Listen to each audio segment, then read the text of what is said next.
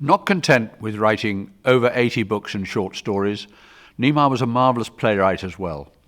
She wrote 12 plays, of which the most famous celebrated its 62nd birthday this year. That was, of course, The Mousetrap.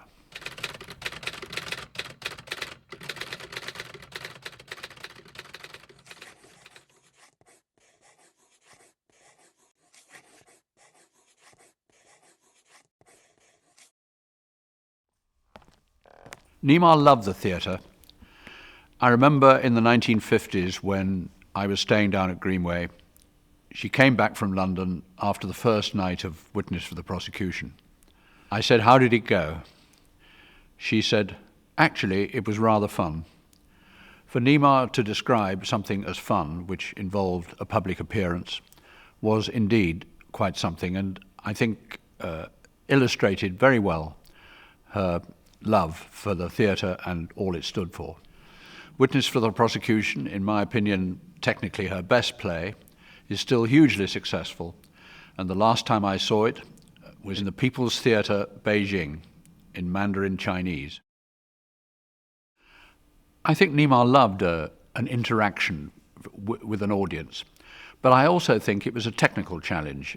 She knew how to deceive an audience on paper. That was easy, they weren't there. For the theatre, she had to use an entirely different technique. How do you deceive an audience when you've actually got them sitting there looking at you? And of course, being the genius she was, she succeeded in that as well. But of course, the most famous of all is The Mousetrap, which is now rather more of an institution than a play in the West End, and has been performed almost 26,000 times. I don't know that there's much one can say about The Mousetrap. It is a wonderful evening's entertainment, short, punchy, at times quite mysterious, with a brilliant twist at the end. But apart from its brilliance as a play, The Mousetrap has a huge theatrical history as well, culminating in a regional tour that for the last couple of years has gone round England, Wales, Scotland and Ireland.